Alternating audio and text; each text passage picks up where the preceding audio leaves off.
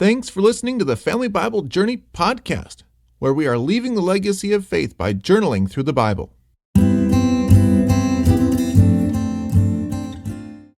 This is episode 315, season 1 of the Family Bible Journey Old Testament podcast. Today we're looking at the 10th Psalm. The title of today's podcast is, in quotation marks, "There is no God." And our key verses for today are the entirety of Psalm 10, where we read, "Why, O Lord, do you stand far away?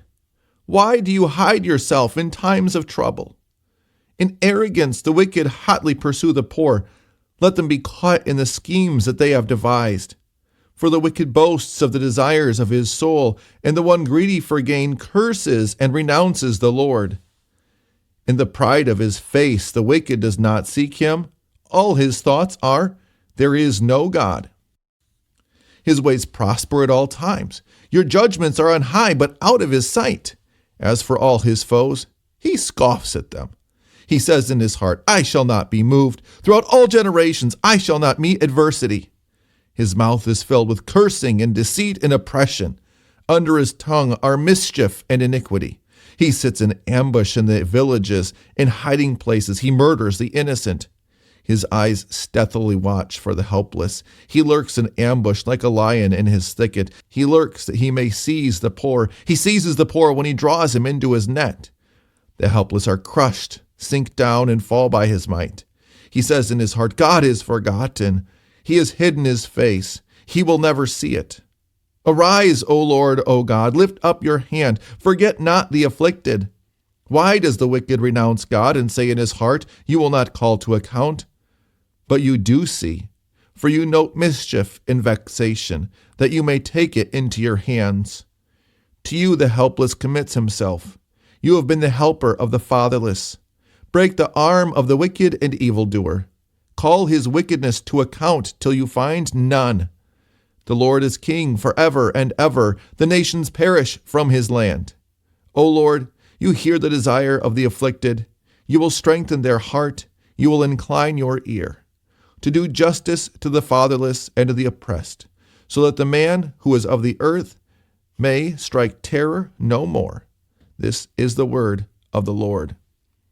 This 10th Psalm is another one of our Psalms of affliction, and this one is full of words against those who are the oppressors, those who are afflict the poor, and those who are weak.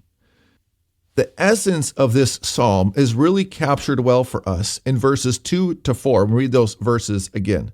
It says, in arrogance the wicked hotly pursue the poor. Let them be caught in the schemes that they have devised. For the wicked boasts of the desires of his own soul, and the one greedy for gain curses and renounces the Lord. In the pride of his face the wicked does not seek him. All his thoughts are, there is no God. And this is absolutely true. The person who thinks so highly of themselves that they think that everyone else has to answer to them, that person is the biggest fool. But unfortunately, often these people who are their own gods are very powerful. They become exceedingly rich, partly because they feel as if God is never going to take them into account. They don't even believe that there is a God, which is really convenient as long as you want to fool yourself with the notion that you are somehow in charge, in control, that you have some power in and of yourself. And when anyone makes themselves out to be a god, they are going to demand that all others bow to them. Narcissism is a personality trait that Adolf Hitler had, and unfortunately shares with many people who ascend to leadership in government and business. And this is the opposite of the character of the true God. We see in Jesus Christ that he who is the author of life, he who designed the universe, he, even though he is God, chose to humble himself, took on human flesh so that he could serve others. Instead of bringing his mighty army of angels so that he could win, he himself was despised. He took the insults and the abuse of his accusers as one who was oppressed. And so when we think about the fact that those who are not gods like to live as if they are God, and that he who is God shows us his way by being the opposite of what any self-proclaimed God of this world would make himself out to be, we recognize that we live in opposite world. That those who think so highly of themselves that they think they can do whatever they want to whoever they want have deceived themselves because they have convinced themselves that they are somehow God. But justice is going to be done in the end.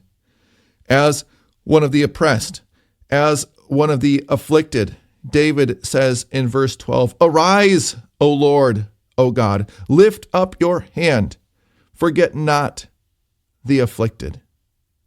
And after recounting the wickedness of the wicked and the great struggles of the oppressed, he ends this psalm with 3 verses of praise, acknowledging that even though in this life, in this opposite world that we live in, where the godless prevail as gods, and that he who is God himself came to serve the lowly and the oppressed, we join in his singing of praise by agreeing with David that the Lord is king forever and ever, that the nations will perish from his land, that God hears the desire of the afflicted, that he will strengthen their heart, that he listens to their prayer, that God will do justice to the fatherless and the oppressed, so that the man who is of the earth may strike terror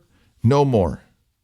We may not see these prophecies come to pass on this side of eternity, but we know that when God judges all in the end, the righteous, the godly, the lowly, the meek, and the humble of heart, they will be exalted by God's grace, not only now, but ultimately forever. Thank you for listening to the podcast, and a special thank you to all whose financial contributions make this ministry work. If you would like to support our podcast so that others can be blessed by the Family Bible Journey as you are, go to our website, familybiblejourney.com, where you can make a one-time contribution, or better yet, become one of our monthly sponsors.